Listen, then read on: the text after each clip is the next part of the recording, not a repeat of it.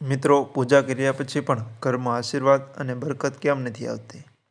તમે ઘણા લોકોને એવું કહેતા સાંભળ્યા હશે કે હું આટલી બધી પૂજા કરું છું, પણ તેનું સંપૂર્ણ પરિણામ મળતું નથી. આ વિડીયોમાં અમે તેની પાછળનું કારણ જણાવીશું.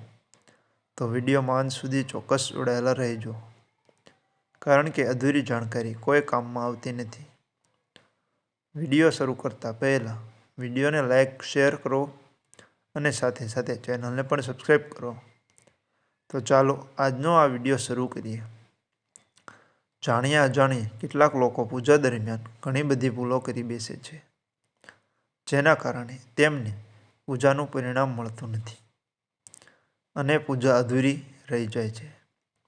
આવી સ્થિતિમાં જો તમે વિધિ અને નિયમો સાથે પૂજા કરો છો, તો તેની પ્રતિકૂળ અસર થઈ શકે છે. ચાલો જાણીએ ઘર અને મંદિરમાં પૂજા કરવાની સાચી રીત કઈ છે. 1. કોઈ પણ દેવી દેવતાની પૂજા કરતા પહેલા સ્નાન કરવામાં આવે છે. ત્યારબાદ ભગવાનની સામે આસન પર બેસવામાં આવે છે. પૂજા ક્યારેય ઊભા રહીને ન કરવી જોઈએ અને ખાલી જમીન પર બેસીને પૂજા કરવી જોઈએ નહીં. કેટલાક લોકો જમીન પર બેસીને પૂજા કરે છે, જે બિલકુલ ખોટું છે. તમે ભગવાનને આસન પર બેસાડીને પૂજા કરો છો, તેમજ તમારે પણ આસન પર બેસીને પૂજા કરવી જોઈએ.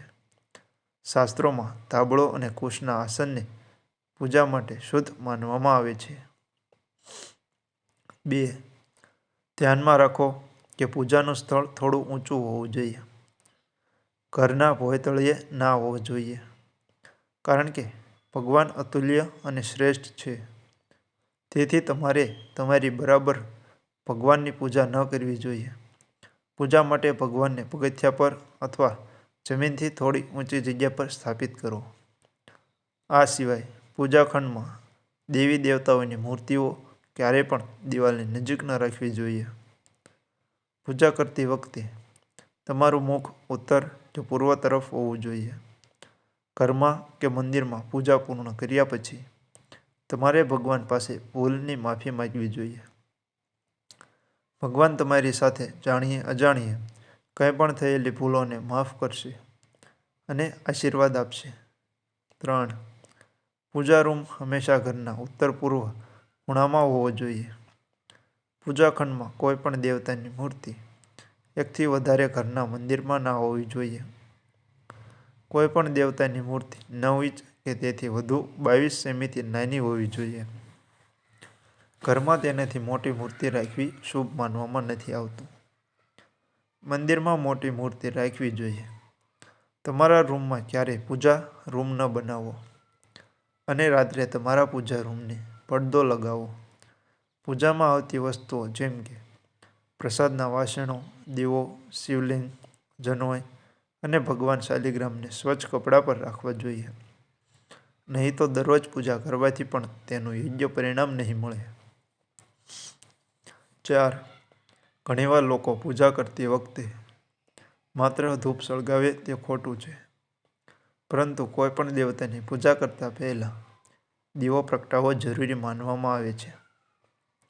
ભગવાન પ્રત્યેની આપણી ભક્તિ, આપણા દ્વારા આપવામાં આવતો પ્રસાદ, ધૂપ અને અન્ય કાર્યો જો તમે પૂજા કરતા પહેલા દીવો ન કરો તો તમારી પ્રાર્થના ક્યારેય ભગવાન સુધી પહોંચતી નથી. મોટાભાગના ઘરોમાં પૂજામાં અગરબત્તીઓનો ઉપયોગ કરવામાં આવે છે, પરંતુ પૂજા કરતી વખતે અગરબત્તીનો ઉપયોગ ન કરવો જોઈએ, કારણ કે વાંસની લાકડીનો ઉપયોગ અગરબત્તી સળગાવવામાં થાય છે. શાસ્ત્રોમાં પૂજામાં વાંસનો ઉપયોગ પ્રતિબંધિત માનવામાં આવે છે. તેથી પૂજામાં હંમેશા દીવાનો ઉપયોગ કરો. તમે તેવી અગરબત્તી સળગાવી શકો છો જે વાંસના લાકડાથી ન બની હોય. 6.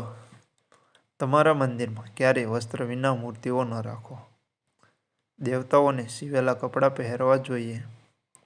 તમે ઈચ્છો તો હંમેશા દેવી દેવતાની પસંદગી પ્રમાણે બજારમાંથી ખરીદી શકો છો. સૂર્ય, ગણેશ, દુર્ગા, શિવ અને વિષ્ણુને પંચદેવો કહેવામાં આવે છે. તેમની પૂજા તમામ કાર્યોમાં ફરજિયાત છે. દરરોજ પૂજા કરતી વખતે વ્યક્તિએ આ 5 દેવોનું ધ્યાન કરવું જોઈએ, જેથી દેવી લક્ષ્મીના આશીર્વાદ અને સમૃદ્ધિ પ્રાપ્ત થાય છે. તમે ગમે તે દેવતાની પૂજા કરતા હોવ, પરંતુ ભગવાન ગણેશની પૂજા હંમેશા પહેલાં કરવામાં આવે છે. કોઈ પણ હવન કે શુભ કાર્યની શરૂઆતમાં ભગવાન ગણેશને વંદન કરીને પૂજા કરવામાં આવે છે. કહેવાય છે કે ભગવાન ગણેશની પૂજા કર્યા વિના તેના પરિણામોનો મહિમા નથી મળતો. 7. ભગવાનને સાચા હૃદયથી અને આદરપૂર્વક પ્રણામ કરવા જોઈએ તથા પ્રાર્થના કરવી જોઈએ. ભગવાનને ક્યારેય પણ એક હાથે પ્રણામ ન કરવા જોઈએ. હંમેશા બંને હાથે સંપૂર્ણ પ્રણામ કરો. 8. જ્યારે પણ તમે કોઈ મંદિરમાં પૂજા કરવા જાઓ ત્યારે તમારે મંદિરમાં મળતો પ્રસાદ થોડો પણ ખાવો જોઈએ. પછી ભલે તમે પ્રસાદનો થોડો ભાગ ઘરે લઈ જાઓ. જ્યારે પણ તમે મંદિરમાં જાઓ ત્યારે તમારે એકવાર ઘંટ વગાડવો જોઈએ. એવું માનવામાં આવે છે કે ઘંટ વગાડવાથી તમારો સંદેશ સીધો ભગવાન સુધી પહોંચે છે. ઘરમાં પૂજા કર્યા પછી શંખ અને ઘંટડી વગાડવી મહત્વનું માનવામાં આવે છે. 9.